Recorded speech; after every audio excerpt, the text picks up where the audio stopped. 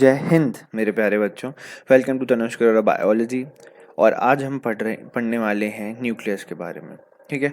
अब तक जो प्रीवियस लेक्चर्स थे उसमें जो एनसीईआरटी का फ्लो है टॉपिक्स का, जो लाइन से सीरियल वाइज टॉपिक दिए हम वही सब पढ़ते हैं, और जो एक्स्ट्रा कॉन्सेप्ट जो हमें ज़रूरत थे हमने वो भी देखे। ठीक है। तो आज हम पढ़ेंगे न्यूक्लियस के बारे में। चलिए, remember the temporary mount of onion peel we prepared. हमने याद है शुरू में ही एक टेम्परेरी माउंट बनाया था अनियन पील का। We had put iodine solution on the peel. Basically यहाँ पे आप बोलोगे नहीं सर आयोडीन सॉल्यूशन तो लिखा नहीं था अपन, वहाँ पे तो सैफरन डाला था। तो बेसिकली यहाँ पे जो आयोडीन सॉल्यूशन है वो भी किसकी तरह काम करता है, स्टेन की तरह। ठीक है। आयोडीन सॉल्यूशन भी क्या है, किसकी तरह काम करता है, एक स्टेन की तरह। और स्टेन क्या होते हैं आप जानते हैं, जो लिविंग बॉडी मतलब लिविंग ऑर्गेनिजम्स के सेल को कवर वो कर सके, कलर कर सके। ठीक है, वो कहलाती है स्टेन, वो चीज़ कहलाती है स्टेन। बेसिकली वो केमिकल कहलाता है स्टेन। यहाँ पे आयोडीन सॉल्यूशन भी एक स्टेन की तरह यूज़ कर सकते हैं। और यहाँ पे मिस प्रिंटिंग सी हो गई है, बट चलो ठीक है आगे बढ़ते हैं। वाई, वहाँ पे सैफरन लिखा था क्योंकि why what would we see if we tried observing the peel without putting the iodine solution. देखो बेसिकली हम आयोडीन सॉल्यूशन या सैफरन को अगर नहीं डालेंगे तो हम नहीं देख पाएंगे, कुछ भी नहीं देख पाएंगे। हमें सब एक सा ही दिखेगा, कोई भी डिफरेंस देखने को नहीं मिलेगा। जो हमारा आयोडीन सॉल्यूशन है सैफरन, बेसिकली जो स्टेन है वो क्या करता है, कलर कर देता है, जिसके कारण हम उसको अच्छे से ऑब्जर्व कर पाते हैं। Try it and see what the difference is further when we put iodine solution on the peel did each cell get evenly colored। देखो जब हम आयोडीन सॉल्यूशन डालते हैं पील पर तो क्या सारे सेल इवनली कलर हो जाते हैं? तो ऐसा नहीं होता। According to their chemical composition different region of cell get colour differently. Basically कुछ रीजन्स हमको लाइट देखने को मिलते हैं, कुछ रीजन्स हमको डार्क देखने को मिलते हैं, जैसा केमिकल कंपोजिशन उन रीजन्स का होता है। ठीक है। अच्छा, आयोडीन डाल रहे हैं तो वॉयलेट दिखेगा हमको, और अगर हम सैफरन डालेंगे ना तो हमको कैसा दिखेगा, पिंक दिखेगा, है ना, लिटिल बिट पिंक दिखेगा। ठीक है। देखो मैं आपको ये दिखाने ले जा रहा था कि यहाँ पे ये दिया हुआ है। ठीक है। और यहाँ लिखा है इन्होंने कि सैफरन डालेंगे। देखो ये लिखा हुआ है ड्रॉप ऑफ सैफरन। ठीक है। आयोडीन की बात नहीं की है। अच्छा, तो तो आयोडीन डालोगे तो ऐसा दिखेगा, सैफरन डालोगे तो पिंक दिखेगा। अच्छा, आप कोई लड़की हो तो ये मत पूछना कि सर बेबी पिंक दिखेगा या मैजेंटा पिंक दिखेगा, तो हमको नहीं पता, बस पिंक दिखेगा। ठीक है। अच्छा, ठीक है। वी हैव ये हो गया। Some regions appear darker and than the other regions. Apart from iodine, we could use saffronin और मिथाइलिन ब्लू। ठीक है, या तो हम सैफरन भी यूज करते हैं, मिथाइलिन ब्लू। मिथाइलिन ब्लू भी क्या होता है, एक स्टेन होता है टाइप का। अच्छा, we have observed cells from an onion, let us now observe cells from our own body. देखो अभी हमने plant cells basically onion root onion cell को हमने ऑब्जर्व करा, अनियन पील को। अब हम किसे ऑब्जर्व करेंगे, हमारी ह्यूमन बॉडी के सेल को। मेनली किसको करने वाले हैं, देखो चीक सेल को, CH।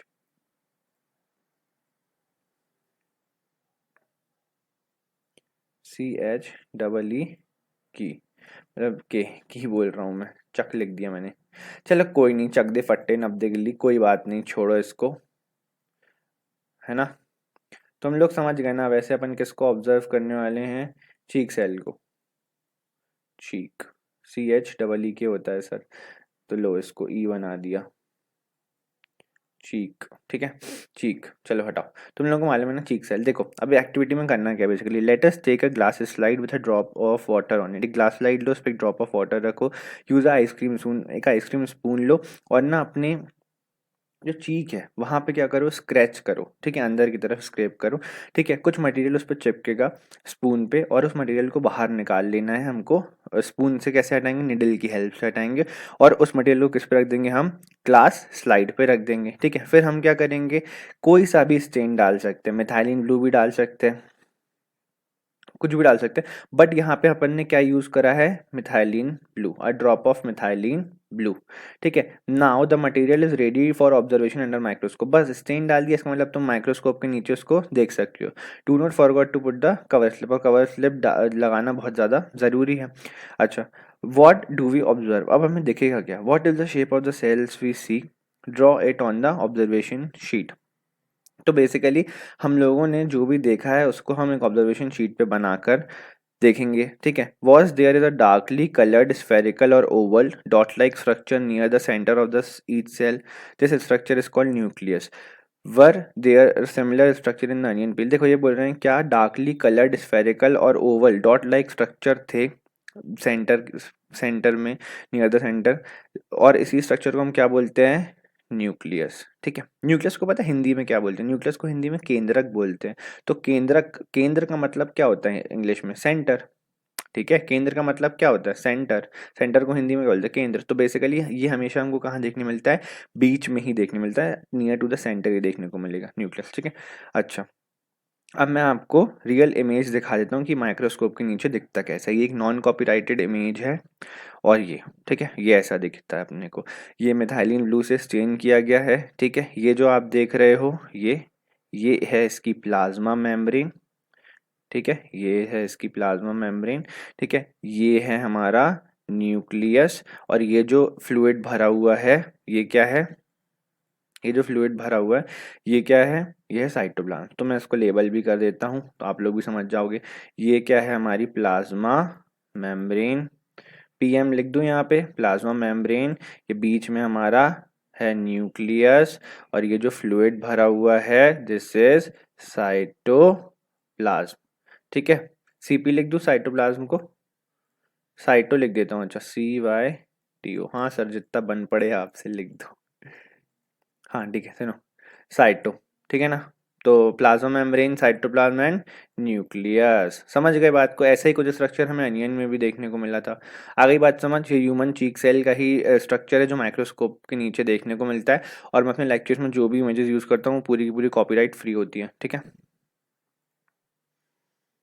हाँ तो हाँ ये रहा, आ गई बात समझ। अब हम पढ़ेंगे न्यूक्लियस के बारे में। Nucleus has a double layered covering called nuclear membrane. क्या होता है, न्यूक्लियस जो है उसके अराउंड क्या होती है, डबल लेयर कवरिंग होती है। ठीक है, ओके, मैं तुम लोगों को वैसे ये बताने वाला था, चलो बता देता हूँ। यहाँ पे डबल मेम्ब्रेन की बात आई ना, तो हमें बस सेल के अंदर थ्री तीन जगह हमको डबल मेम्ब्रेन देखने को मिलती है। ठीक है, क्या देखने को मिलती है बेटा, डबल मेम्ब्रेन। देखो एक जगह तो अभी अपन ने पढ़ ली और अपन भी आगे भी पढ़ेंगे, बट मैं तुम लोगों को पहले से इसलिए बता देता हूँ ताकि तुम लोग वहाँ जाके कुछ नया मत समझो, इन द सेंस कि तुम उससे वाकिफ रहो, ऑलरेडी पहले से ही जानते हो। देखो थ्री स्ट्रक्चर ऐसे होते हैं सेल में जहाँ पे हमको डबल मेम्ब्रेन देखने को मिलती है। क्या देखने को मिलती है, डबल मेम्ब्रेन। ठीक है, डबल मेम्ब्रेनस स्ट्रक्चर, MEMBRANE। ठीक है, डबल मेम्ब्रेन देखने को मिलती है। ठीक है, पहला तो अभी अपन ने देख लिया, वो होता है न्यूक्लियस। क्या होता है बेटा, न्यूक्लियस। ठीक है, पहला होता है न्यूक्लियस, दूसरा होता है क्लोरोप्लास्ट। क्या होता है, क्लोरोप्लास्ट, और तीसरा होता है माइटोकॉन्ड्रिया। समझ गए, न्यूक्लियस, क्लोरोप्लास्ट एंड माइटोकॉन्ड्रिया। अच्छा बताओ, माइटोकॉन्ड्रिया अपन ने लास्ट क्लास में क्लोरोप्लास्ट के बारे में पढ़ा था। क्लोरोप्लास्ट मतलब इन द सेंस पढ़ा, उसमें था एक एक्टिविटी में पढ़ा था। तो क्लोरोप्लास्ट में बताओ कौन सा पिगमेंट रहता है, ग्रीन कलर का पिगमेंट कौन सा रहता है, क्लोरोफिल, है ना, पता है आपको। ठीक है, ये हो गया न्यूक्लियस, क्लोरोप्लास्ट, और एक और मैंने क्या बताया, माइटोकॉन्ड्रिया। यहाँ पे आपको क्या देखने को मिलेंगी, यहाँ पे आपको देखने को मिलेंगी डबल मेम्ब्रेन सिस्टम। ठीक है, डबल मेम्ब्रेनस सिस्टम देखने को मिलेगा। अब बोलोगे सर ऐसा क्यों, बाकी सारी ऑर्गेनेलिज के साथ नाइंसाफी क्यों। तो बेटा देखो, इसलिए कि ना यहाँ न्यूक्लियस के अंदर सेल का डीएनए प्रेजेंट होता है, क्लोरोप्लास्ट में भी डीएनए प्रेजेंट होता है, और माइटोकॉन्ड्रिया भी डीएनए प्रेजेंट होता है। तो जो डीएनए है वो कितना इंपॉर्टेंट होता है। ठीक है, तो भगवान ने उसको पैक करके रखा है, जहां जहां वो प्रेजेंट होगा वहां वहां उन्होंने लॉकर बना दिया है। तो बेसिकली वो लॉकर कैसे बना है, और डबल मेम्ब्रेन से। तो बेसिकली हमें डबल मेम्ब्रेनस सिस्टम इन तीनों जगह देखने को मिलता है, न्यूक्लियस, क्लोरोप्लास्ट और माइटोकॉन्ड्रिया। और उसका रीजन भी बताया मैंने आपको कि वहां पे डीएनए प्रेजेंट होता है, इसीलिए इसे याद रख सकते हो आप। ठीक है, आ गई बात समझ। न्यूक्लियस के बारे में पहली बात क्या समझ में आई कि ये डबल मेम्ब्रेन होता है, और इसमें क्या होती है, न्यूक्लियर मेम्ब्रेन होती है। इसकी मेम्ब्रेन को हम क्या बोलते हैं, nuclear membrane. This nuclear membrane has pores which allow the transfer of material from inside the nucleus to its outside। Basically क्या होता है ना, ये जो न्यूक्लियर मेम्ब्रेन होती है ये पोरस होती है, इसमें पोर्स प्रेजेंट होते हैं, जिसके कारण ही जो मटेरियल है, ठीक है, वो न्यूक्लियस से बाहर और न्यूक्लियस के अंदर जा सकता है। ठीक है, that is to cytoplasm which we will talk about section number. देखो न्यूक्लियस के बाहर क्या होता है, न्यूक्लियस के बाहर साइटोप्लाज्म होता है, और देखो न्यूक्लियस के अंदर भी ना क्या भरा हुआ रहता है, न्यूक्लियस के अंदर भी एक फ्लूइड भरा हुआ रहता है, उस फ्लूइड को हम क्या बोलते हैं, न्यूक्लियोप्लाज्म। क्या बोलते हैं, न्यूक्लियोप्लाज्म। देखो जब फ्लूइड अपने सेल के अंदर भरा है तो अपन उसे साइटोप्लाज्म बोल रहे हैं, ठीक है, पूरे सेल के अंदर भरा है तो उसे साइटोप्लाज्म बोल रहे हैं। Cyto means cell, plasm means fluid. यहाँ पे हम न्यूक्लियो इसलिए लगा रहे हैं, न्यूक्लियस के अंदर भरा, प्लाज्म मीन्स फ्लूइड, तो इसलिए क्या बोलते हैं इसको, न्यूक्लियोप्लाज्म। आ गई बात समझ, कोई डाउट, मेरे ख्याल से नहीं है, ठीक है। अब साइटोप्लाज्म के बारे में हम आगे पढ़ेंगे। अच्छा, the nucleus contains chromosomes which are visible as rod shaped structure only when the cell is about to divide. देखो क्या होता है, न्यूक्लियस जो होता है, ठीक है, उसके अंदर हमें क्या देखने को मिलते हैं, क्रोमोसोम। क्रोमोसोम क्या रहते हैं, विजिबल रॉड शेप स्ट्रक्चर होते हैं, और ये सिर्फ हमको तब देखने को मिलता है जब सेल डिवाइड कर रही हो, ठीक है। अब इसका रीजन क्या है, क्या होता है ना, क्रोमोसोम बोलोगे सर क्रोमोसोम प्रेजेंट नहीं रहते क्या, देखो क्या होता है, क्रोमोसोम जब सेल नॉर्मल स्टेज में रहती है, मान लो ये न्यूक्लियस है, तो इसके अंदर ऐसे ऐसे ऐसे ऐसे ऐसे ऐसे बिखरा हुआ रहता है, ठीक है, ये हैं तो सारे के सारे क्रोमोसोम ही, ठीक है, लेकिन तुम इसको क्या अच्छे से रॉड लाइक दिख रहा है तुमको, नहीं दिख रहा, ये फैला हुआ है पूरे में, ठीक है, और ना ये तुम्हें जाल जैसा दिख रहा होगा एक, ठीक है, तो इसको हम क्या बोलते हैं, क्रोमैटिन रेटिकुलम। क्या बोलते हैं बेटा, क्रोमैटिन। अब मेरी बात सुनो, ठीक है, बहुत आसान सी बात है, बायो में रेटिकुलम का मतलब होता है जाल या फिर नेट लाइक, ठीक है, बायो में हमारे रेटिकुलम का मतलब होता है, रेटिकुलम का मतलब होता है नेट या फिर जाले जैसा, ठीक है, तो क्रोमैटिन रेटिकुलम। लेकिन जब सेल डिवाइड होने वाला रहता है ना, तो ये पूरा स्ट्रक्चर क्या होता है, ऐसे कंडेंस्ड हो जाता है, ये ऐसा, तो हमको ये ऐसे देखने को मिलते हैं रॉड शेप, ठीक है, थोड़ा सा ज़्यादा मैंने गंदा डायग्राम बनाया है, बट काफ़ी हद तक सही है। कुछ हमको ऐसे ही स्ट्रक्चर देखने को मिलता है, वो कुछ ऐसा होता है, देखो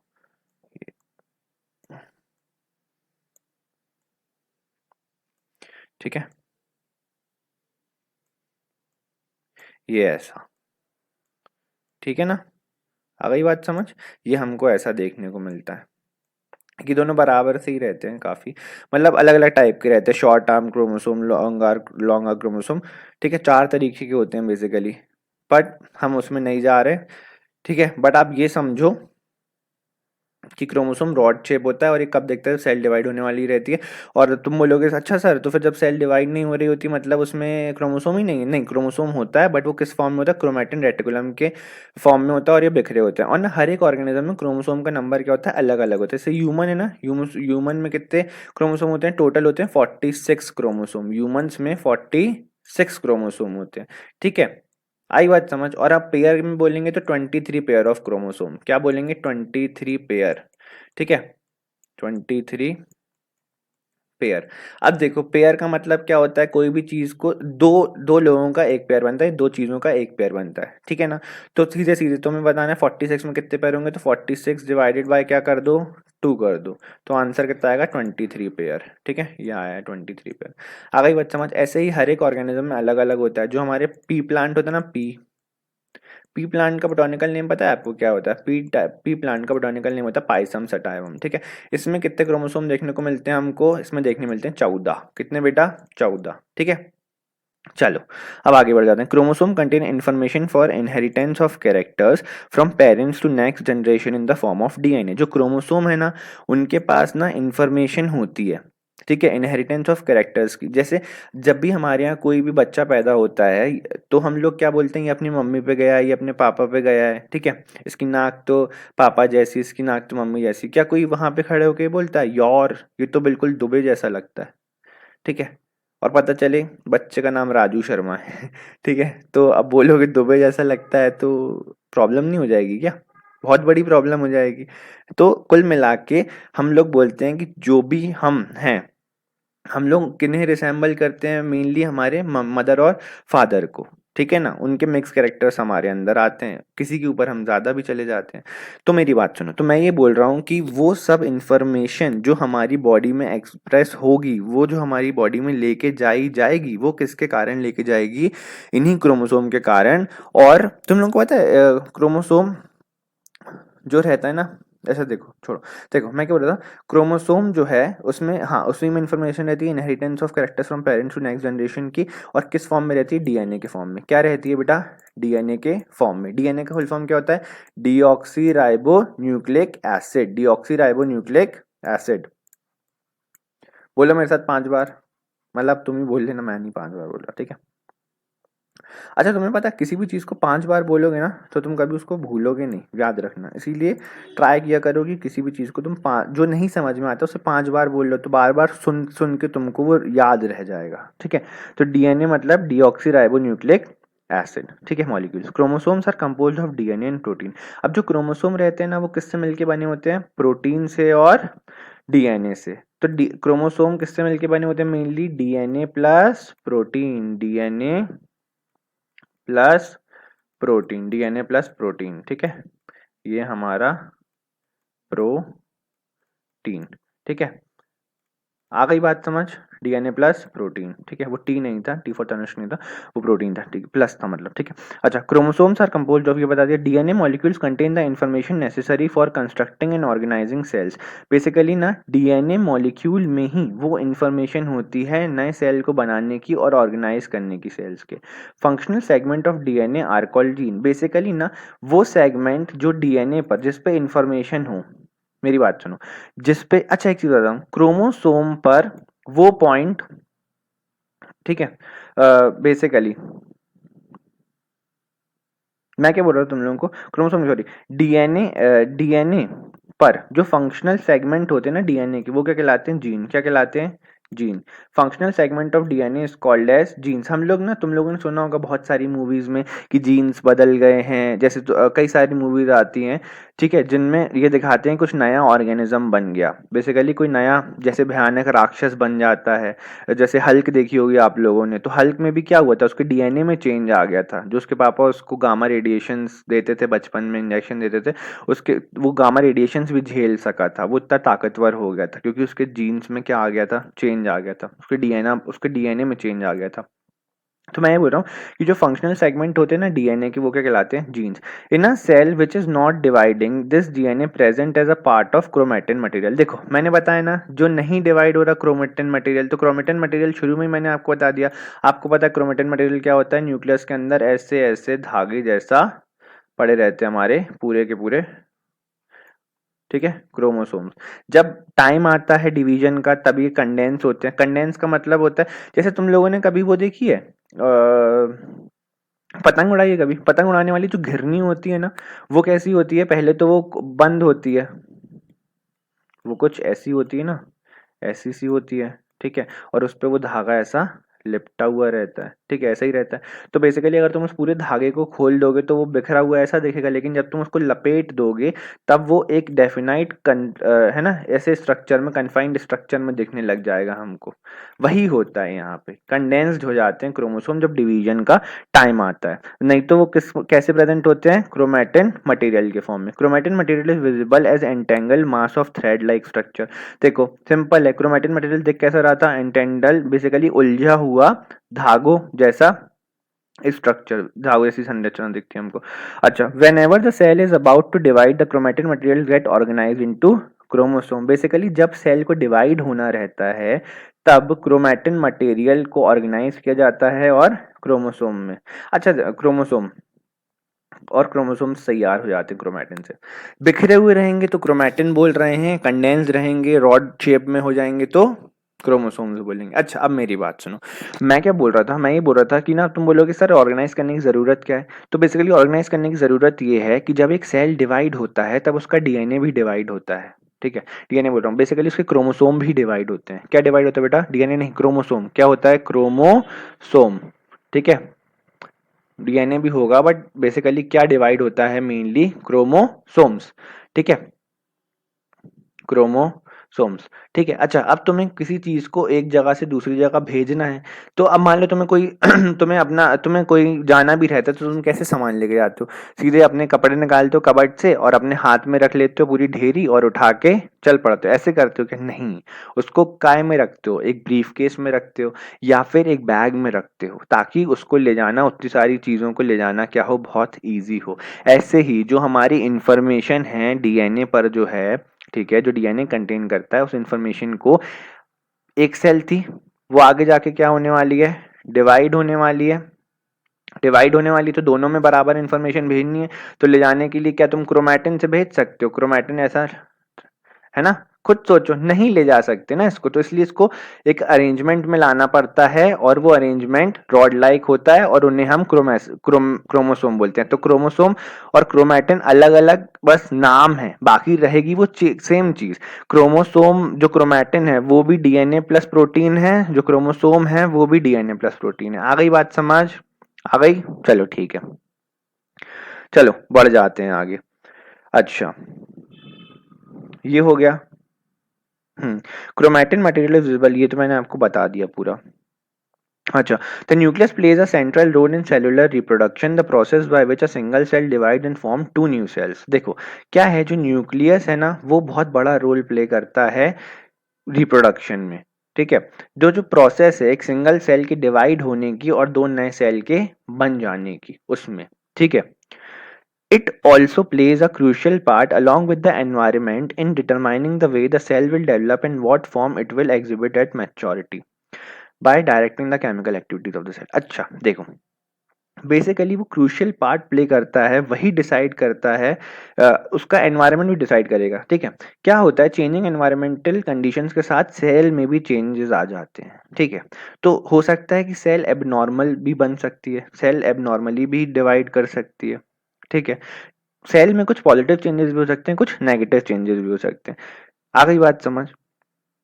तो बेसिकली अगर नेगेटिव चेंजेस होंगे तो उनके कारण क्या हो सकती है, डिसीज। और यही डिवीजन, सेल डिवीजन ही जब सही से नहीं हो पाता है, बेसिकली अनकंट्रोल्ड मैनर में चलता रहता है, क्योंकि वहां पे सेल के एनवायरनमेंट में कुछ ऐसे सब्सटेंसेस आ जाते हैं जो सेल को इरिटेट करते हैं, और बेसिकली सेल के न्यूक्लियस में जो डीएनए प्रेजेंट है उसमें चेंजेस ले आते हैं, ठीक है ना। तो सेल कैसा बिहेव करती है, एबनॉर्मली बिहेव करती है। इसका एग्जाम्पल क्या है, कैंसर, ठीक है। जैसे कैंसर में क्या होता है, सेल जो है ना वो एबनॉर्मली डिवाइड करती है, डिवाइड करती जाती है, रुकती ही नहीं है, ठीक है। क्या होता है, हर एक सेल है उसकी डीएनए पर ये लिखा हुआ है कि उससे कितनी बार डिवाइड होना है और फिर कब मर जाना है, कब डिवाइड होना है, कितनी बार होना है, और फिर उसके बाद खत्म हो जाना है। लेकिन जो कैंसरस सेल होती है वो खत्म होना भूल जाती है, उसे सिर्फ एक चीज याद रहती है, डिवाइड होना। आ गई बात समझ? आ गई बात समझ? तो बेसिकली न्यूक्लियस जो है वही डिसाइड करता है कि सेल जो है वो किस तरीके से फंक्शन करने वाली है, मैच्योरिटी के टाइम पे कैसे डेवलप होगी, और उसके अंदर केमिकल एक्टिविटीज चलती रहती है, ठीक है। सारी की सारी केमिकल एक्टिविटीज को सारी की सारी केमिकल एक्टिविटीज को मैनेज करने का काम किसका होता है बेटा, न्यूक्लियस का होता है। किसका होता है, न्यूक्लियस का होता है। जब सेल को मरना भी होता है ना, तो न्यूक्लियस ही कमांड देता है कि भैया अब हमारी लाइफ खत्म हो गई है, हम लोग इस बॉडी के लिए ज्यादा एफिशिएंट नहीं बचे, हम लोग खाना ज्यादा खा रहे हैं और काम कम दे रहे हैं इस बॉडी को, तो हम क्या करते हैं, अपने आप को खत्म कर लेते हैं। आ गई बात समझ? तो वो सिग्नल भी कौन देता है, न्यूक्लियस देता है। सारी की सारी केमिकल एक्टिविटीज को डायरेक्ट करने वाला, चलाने वाला, मैनेज करने वाला पार्ट कौन है, न्यूक्लियस। तभी मैंने देखो शुरू में आपको लिख के बताया था, न्यूक्लियस क्या होता है, ब्रेन ऑफ द सेल, है ना। न्यूक्लियस क्या होता है, brain of the cell. Nucleus is brain of cell, है ना, ब्रेन ऑफ सेल, ठीक है। आ गई बात समझ? कोई डाउट है क्या इसमें? नहीं है? ओके, चलिए बढ़ जाते हैं, ठीक है ना। अच्छा, ये हो गया। In some organisms like bacteria the nuclear region of the cell may be poorly defined due to absence of nuclear membrane. क्या होता है, कुछ ऐसे ऑर्गेनिज्म होते हैं, एग्जाम्पल के तौर पे बैक्टीरिया, क्या बोला मैंने, बैक्टीरिया, ठीक है। इसमें ना क्या होता है, हमें न्यूक्लियर मेम्ब्रेन देखने को नहीं मिलती, हमें न्यूक्लियर मेम्ब्रेन देखने को नहीं मिलती, ठीक है। Such an undefined nuclear region containing only nucleic acid is called as nucleoid। देखो इसमें क्या होता है ना, बेसिकली मान लो ये बैक्टीरियल सेल है, तो बैक्टीरियल सेल में पहले क्या बनाएंगे हम, सेल वॉल बनाएंगे, ठीक है। फिर हम क्या बनाएंगे, प्लाज्मा प्लाज्मा मेम्ब्रेन देखने को मिलेगी, डिफाइंड होगी। और ना देखो इसके अंदर ऐसे ही जो हमारा न्यूक्लिक एसिड का मटेरियल है वो क्या रहेगा, ऐसे बिखरा हुआ, सेल के अंदर ही बिखरा हुआ, ठीक है, ये सब बिखरा हुआ। और ये जो डिफ्यूज या जो फैला हुआ न्यूक्लिक एसिड का मटेरियल होता है जिसके अराउंड कोई न्यूक्लियर मेम्ब्रेन नहीं होती, ये क्या है बेटा, ये है सेल वॉल और ये है प्लाज्मा मेम्ब्रेन। और ये जो अंदर है ये क्या है, न्यूक्लियर मटेरियल। और ऐसे न्यूक्लियर मटेरियल को हम क्या बोलते हैं, नाम क्या दिया गया, न्यूक्लियोइड। क्या नाम दिया गया, न्यूक्लियोइड। आई बात समझ, ठीक है ना, समझ गए ना, अच्छा वेरी गुड, ठीक है, अच्छा न्यूक्लियोइड है ना, आ गई ना बात समझ, अच्छा ठीक है। Such organisms whose cell lack the nuclear membrane are called as prokaryotes. Basically जो ऐसे सेल्स होते हैं ना जिनमें न्यूक्लियर मेम्ब्रेन ना देखने को मिले उन्हें हम क्या बोलते हैं, प्रोकैरियोट्स। क्या देखने को क्या बोलते हैं हम उन्हें, प्रोकैरियोट्स। प्रो का मतलब होता है प्रिमिटिव, ठीक है, या फिर प्राइमरी। और कैरियोट का मतलब है कैरियन, जिसका मतलब न्यूक्लियस। आ गई बात समझ। प्रो का मतलब प्रिमिटिव, पहले। अच्छा एक बात बताओ, जब पहले लाइफ का ओरिजिन हुआ ना तो पहले कौन आए थे, यूनिसेलुलर ऑर्गेनिजम्स आए थे। और उनमें भी सबसे पहले जो आए थे वो थे बैक्टीरियाज। आई बात समझ। तो ये बहुत ज्यादा पुराने हैं इसीलिए इनको नाम क्या दिया, प्रो या फिर प्रिमिटिव। कैरियोट और कैरियन। अच्छा अब तुम बोलोगे कि सर भगवान ने जब इनको बनाया ही था तो इनको भी प्रो कैरियोट बनाने की क्या जरूरत थी, यू कैरियोट बना देते। तो बेसिकली तुम्हें पता है ये जो नेचर है ना, नेचर ये क्या है, भगवान की प्रयोगशाला, या हम जैसे बोलें लेबोरेटरी का, सॉरी नेचर की लेबोरेटरी है। तो यहाँ पे ना एक्सपेरिमेंट होते हैं, प्रकृति एक्सपेरिमेंट करती है। जो जीव सही होता है बेसिकली, जो इन सारी कंडीशंस को झेल सकता है, आगे बढ़ जाता है, तो वो आगे जीता है। और दूसरी बात उसमें कई सारे मॉडिफिकेशंस भी आते हैं, ठीक है ना। तो जो यूकैरियोट्स हैं वो मॉडिफिकेशन हैं, ठीक है, बेसिकली उन प्रोकैरियोट्स में ही मॉडिफिकेशन हुआ और फिर क्या बने, यूकैरियोट्स बने, ठीक है। क्योंकि प्रोकैरियोट बहुत सारी चीज़ों के लिए सहनशील नहीं थे पर प्रकृति लाइफ को जन्म देना चाहती है, तो इसीलिए क्या आए, यूकैरियोट्स, ठीक है। अब हम पढ़ेंगे organisms with cell having a nuclear membrane are called eukaryotes. Basically ऐसे ऑर्गेनिज्म जिनमें हमको सेल मेम्ब्रेन देखने को मिलती, सॉरी हम न्यूक्लियर मेम्ब्रेन देखने को मिलती है बेटा, वो क्या कहलाते हैं, यूकैरियोट्स। क्या कहलाते हैं, यूकैरियोट्स, ठीक है। आ गई बात समझ। अच्छा यू का मतलब पता है क्या होता है, देखो देखो जैसे प्रो में जैसे इसका मतलब था, प्रिमिटिव में मतलब था, ठीक है, वैसे ही यूकैरियोट का भी मतलब होता है, ठीक है ना। चलो मैं आपको बताता हूँ, ठीक है। वो ये है, यू का मतलब होता है ट्रू, यू का मतलब होता है ट्रू, ठीक है। और हमारा कैरियोट या फिर कैरियन का मतलब क्या लिखा है वहां पे, क्रेयॉन नहीं बेटा, कैरियन, ठीक है। तो कैरियन का मतलब क्या है, न्यूक्लियस। तो बेसिकली जिसमें हमें ट्रू न्यूक्लियस देखने को मिले वो क्या होता है, यूकैरियोट। जैसे हम लोग हैं, लेकिन बैक्टीरिया किसका एग्जांपल है, प्रोकैरियोट का। आ गई बात समझ, आ गई बात समझ।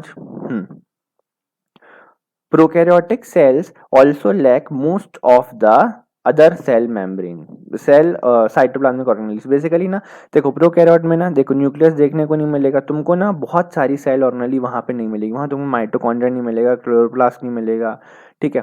वहां तुमको राइबोसोम्स मिलेंगे, ठीक है, वहां तुमको राइबोसोम्स देखने को मिलेंगे और सेल मेम्ब्रेन देखने को मिलेगी, ठीक है। और ये न्यूक्लियोइड देखने को मिलेगा। आ गई बात समझ। वहां पे सारी की सारी सेल ऑर्गेनेल्स देखने को हमको नहीं मिलेंगी, एब्सेंट होंगी, ठीक है। देखो लिखा हुआ है, prokaryotic cells also lack most of the other cytoplasmic organelles present in eukaryotic cells. अच्छा तुम लोगों को एक बात बताऊं, चलो अच्छा अभी बताता हूँ, ठीक है बताता हूँ, पहले ये कर लेते हैं। Present in eukaryotic cells many of the functions of such organelles are also performed by poorly organized part of the cytoplasm. ठीक है, क्या होता है, जो हमारा बैक्टीरियल सेल होता है उसके अंदर ये सारी डिफाइंड ऑर्गेनेलीज नहीं देखने को मिलती। देखो ऐसा समझो, जो हमारा प्रोकैरियोटिक सेल है ना उसके अंदर कोई ऑर्गेनेली नहीं है और वहां पे मतलब सारे फंक्शन परफॉर्म करने के लिए अलग अलग ऑर्गेनेली काम नहीं करती, तो जो उनके पास है उनको उससे ही जुगाड़ करके काम करना पड़ता है, ठीक है। और प्रोकैरियोट और यूकैरियोट कैसा अमीर है भाई, इतने सारे नौकर हैं उसके, मतलब इतनी सारी ऑर्गेनेलीज हैं, सबका अपना अपना काम है, सब वेल डिफाइंड मैनर में अपना अपना काम करती हैं। प्रोकैरियोट गरीब बेचारा, ठीक है, कुछ नहीं उसके पास, जो है बस उससे जुगाड़ करके साइटोप्लाज्म जो है वही अपने पार्ट्स को ऑर्गेनाइज कर लेता है और उसी से उसके फंक्शन होते हैं, ठीक है। जैसे कि रेस्पिरेशन का फंक्शन है ना, वो बैक्टीरियल सेल में पता है किससे होता है? वो बैक्टीरियल सेल में होता है मॉडिफिकेशन ऑफ सेल मेम्ब्रेन से। किससे? मतलब सेल मेम्ब्रेन का एक मॉडिफिकेशन होता है। तुम बोलोगे सर अभी आगे पढ़ेंगे अपन कि माइटोकॉन्ड्रिया नहीं है, माइटोकॉन्ड्रिया बैक्टीरियल सेल में नहीं है। और माइटोकॉन्ड्रिया का काम क्या होता है? माइटोकॉन्ड्रिया का काम होता है रेस्पिरेशन कराना, ठीक है ना। और ऐसा हो नहीं पा रहा, तो फिर तुम क्या बोलोगे कि सर कि फिर कैसे रेस्पायर करता होगा बैक्टीरिया? तो बेसिकली ये मॉडिफिकेशन ऑफ प्लाज्मा मेम्ब्रेन रहता है, या फिर सेल मेम्ब्रेन कह दो, प्लाज्मा मेम्ब्रेन, ठीक है। उसको हम क्या बोलते हैं? वो ना सेल डिवीजन में भी हेल्प करता है और रेस्पिरेशन में भी हेल्प करता है। उसको हम बोलते हैं मीजोसोम। क्या बोलते हैं? मीजोसोम, ठीक है, बोलते हैं मीजोसोम। आ गई बात समझ? ठीक है। ये हमको कहाँ देखने को मिलेगा? क्या मीजोसोम हमारे सेल में देखने मिलेगा? नहीं, ये बैक्टीरियल सेल में देखने को मिलेगा। इसका काम क्या है? रेस्पिरेशन है, और सेल डिवीजन में भी ये हेल्प करता है, बट मेन काम क्या है इसका? रेस्पिरेशन, ठीक है, और cell division, respiration and cell division, ठीक है। रेस्पिरेशन एंड सेल डिवीजन बोल भी रहा हूँ, अगर लिखा हुआ नहीं दिखा आपको तो समझ जाओ कि मीजोसोम किस में हेल्प करता है? रेस्पिरेशन और सेल डिवीजन में। और ये किसके अंदर देखने को मिलता है हमको? बैक्टीरियल सेल के अंदर देखने को मिलता है, ठीक है। The chlorophyll in photosynthetic prokaryotic bacteria is associated with membranous vesicle, bag-like structure. Basically हमारे यहाँ तो वेल डिफाइंड क्लोरोप्लास्ट है भाई, अपन अमीर लोग हैं। वैसे देखो हमारे यहाँ, हम में नहीं है, मतलब जो प्लांट सेल है वो भी प्रोकैरियोटिक सेल है, ठीक है। और जो अभी हम पढ़ेंगे आगे एनिमल और प्लांट सेल का डिफरेंस, जिसमें हम ये जानेंगे कि कुछ ऑर्गेनेलीज ऐसी भी होती हैं जो प्लांट सेल में देखने को मिलती है, एनिमल में देखने को नहीं मिलती, या कुछ ऐसी होती हैं जो एनिमल में देखने को मिलती है और प्लांट में देखने को नहीं मिलती। आई बात समझ? ठीक है। तो उसमें से एक ऐसी भी ऑर्गेनेली है जो हमारी बॉडी में नहीं देखने को मिलती, क्योंकि हम में क्लोरोफिल नहीं है ना भैया। है क्या तुम में क्लोरोफिल? क्या करते हो? बाहर निकलते हो और बढ़िया अपना खाना बना लेते हो धूप में खड़े होकर। मम्मी आप रहने दो, आप क्यों जहमत करते हो, आपको तकलीफ करते हो, मैं खुद बना लूंगा अपना खाना, मेरे में भगवान ने भर भर के क्लोरोफिल दिया है। ऐसा है क्या? नहीं है ना, नहीं बना सकते। अब हम में क्लोरोफिल नहीं है, ठीक है, हमें क्लोरोप्लास्ट ही नहीं है, क्योंकि आ गई बात समझ? ठीक है। अच्छा, और बैक्टीरिया में लेकिन जो फोटोसिंथेटिक बैक्टीरियाज होते हैं उनमें भी हमको क्लोरोप्लास्ट देखने को नहीं मिलता, लेकिन बैग लाइक स्ट्रक्चर देखने को मिलते हैं, ठीक है, जिनमें क्या भरा हुआ रहता है? ये हमारा क्लोरोफिल भरा हुआ रहता है, but not with plastids as in eukaryotic cell. देखो प्लास्टिड्स, अब वर्ड आया प्लास्टिड। प्लास्टिड भी एक टाइप की सेल ऑर्गेनेली ही होती है, ठीक है। इसके भी अलग अलग टाइप होते हैं, जिनमें से एक टाइप क्या होता है? क्लोरोप्लास्ट। क्लोरोप्लास्ट का एक टाइप का प्लास्टिड है। तो इसमें मत जाओ, बस अभी बताऊंगा आगे, वैसे सब मैं एक्सप्लेन करता जा रहा हूँ आपको, ताकि कोई भी डाउट ना बचे। बट आप ये बात समझ गए ना? ठीक है, वेरी गुड, ठीक है। चलो आगे बढ़ते हैं।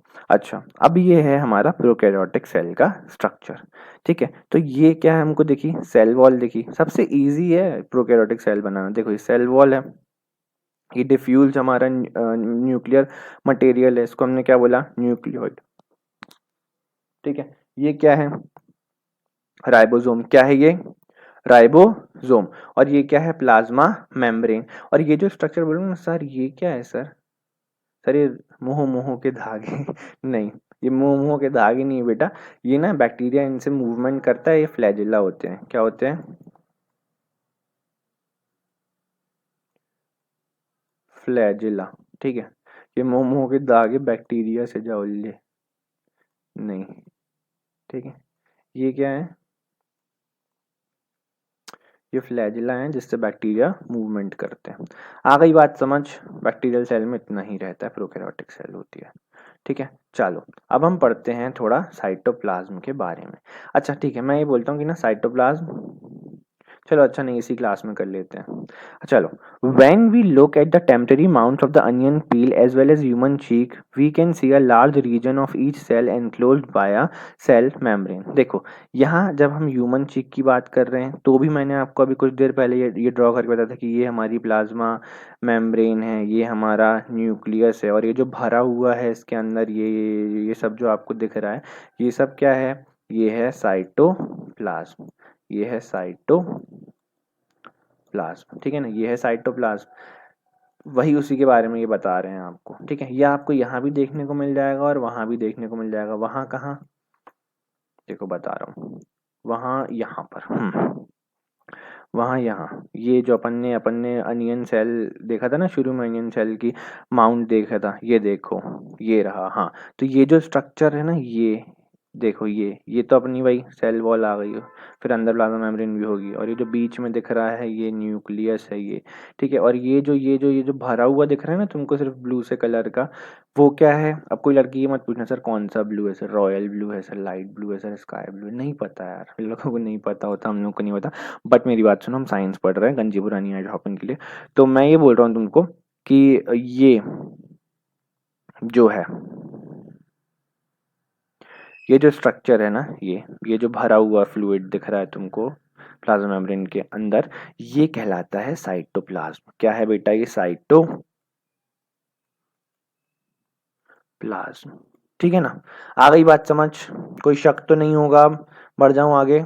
ठीक है। ठीक है, चलो। Now let's back to the cytoplasm, here it is, yes पहुंच गए यार। चलो ठीक है। Of onion peel as well as human cheek cell we can see a large region of each cell enclose, ये हो गया। This region takes up very little stain, ये जो रीजन है ना इसमें बहुत लिटिल स्टेन आता है। बेसिकली देखो, ये डार्क सा नहीं दिख रहा तुमको, न्यूक्लियस तुम्हें डार्क दिख रहा था, प्लाज्मा मेम्ब्रेन तुमको डार्क दिख रही थी, बट ये रीजन कैसे दिख रहा है? काफी लाइट दिख रहा है, ठीक है। और इसको हम क्या बोलते हैं? साइटोप्लाज्म, ठीक है। ओके, तो cytoplasm is the fluid content inside the plasma membrane. जो फ्लूइड कंटेंट है वो क्या है? Cytoplasm membrane. It also contains many specialized cell organelles, और साइटोप्लाज्म में ही क्या रहती हैं? बहुत सारी स्पेशलाइज्ड सेल ऑर्गेनेलीज रहती हैं।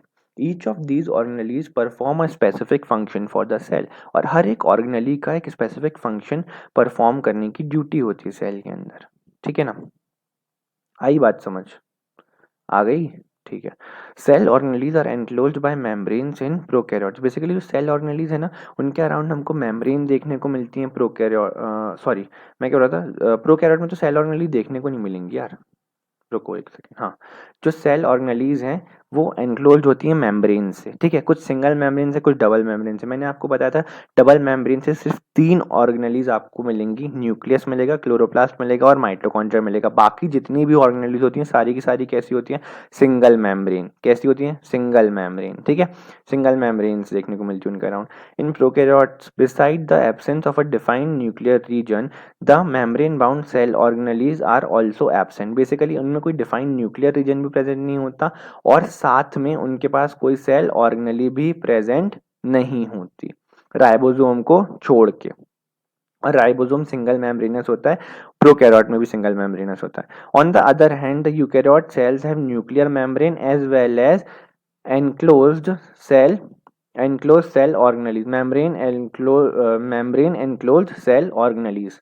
आ गई बात समझ कि इनके पास तुमको एक तो न्यूक्लियर मेम्ब्रेन भी देखने को मिलेगी, और साथ ही साथ तुमको सेल ऑर्गेनेलीज भी मेम्ब्रेन से घिरी हुए मेम्ब्रेन से एनक्लोज मिलेंगी। द सिग्निफिकेंस ऑफ मेम्ब्रेन, अब बेसिकली ना सिग्निफिकेंस क्या होता है मेम्ब्रेन का? The significance of membrane can be illustrated with the example of viruses. Viruses lack any membranes and hence do not show characteristics of life until they enter the living body and use its cell machinery to multiply. अच्छा, तुम लोगों ने ना बहुत बातें सुनी होंगी कि वायरस वायरस वायरस वायरस से डिसीजेज हो जाती हैं, या कोई मूवीज देखी होंगी तो उसमें बोलते हैं कि वायरस फैलने वाला है, दुनिया को बचा लो। तो बेसिकली वायरस होता क्या है, ठीक है। और हमारे यहाँ तो कुछ ऐसा होता नहीं ना, इंडियन मूवीज में तो नहीं होता, पर बाहर की मूवी में देश को सबको बचाना है, और वो भी दुनिया को बचाना है, सॉरी। और दुनिया क्या है? अमेरिका है ना, उनकी दुनिया अमेरिका। चलो ठीक है, बट लीव इट, हम इसके बारे में बात नहीं करेंगे। मैं तुम लोगों को बताता हूँ कि बेसिकली जो वायरस है वो होता क्या है। तो बेसिकली जो वायरस है ना, उसको हम बोलते हैं connecting link between living and non living. Connecting, CONNECT होता है सर। कनेक्टिंग कैसा लिखा हो? गलत, CONNEC, connecting, connecting link between, connecting link between dead and living, ठीक है। डेड एंड लिविंग के बीच का इसको क्या बोलते हैं बेटा? Connecting link.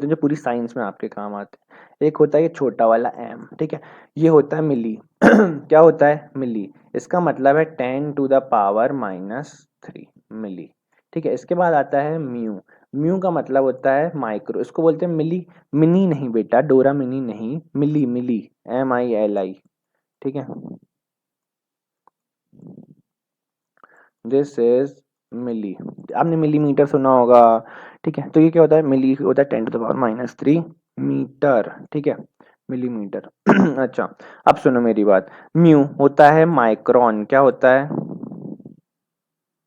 माइक्रोन, ठीक है, ये होता है 10⁻⁻6 मीटर। 10⁻⁻3 और 3 का मतलब समझते हो, मतलब एक लिखो और नीचे 1000 लिख दो, बेसिकली एक का 1000वां भाग मतलब मिली, ठीक है। ऐसे ही एक का 1,00,000वां भाग मतलब देखो 6 जीरो आएंगे ना, एक का 1,00,000वां भाग क्या होता है, माइक्रोन। आई बात समझ। एक और होता है, उसको हम छोटे एन से डिनोट करते हैं, इसको हम बोलते हैं नैनो, क्या बोलते हैं, नैनो। ये होता है 10⁻⁹ क्या होता है बेटा, 10⁻⁹ this is nano, NANO, nano, ठीक है, कोई शक नहीं। ये तीन चीजें बड़ी इंपॉर्टेंट है, कि तीन याद रखो, मिली, माइक्रो, नैनो, मिली, माइक्रो, नैनो, ये याद होना चाहिए। साथ में ये याद होना चाहिए मिली क्या होता है, 10⁻⁻3, ठीक है, म्यू क्या होता है 10⁻⁻6, और नैनो क्या होता है 10⁻⁹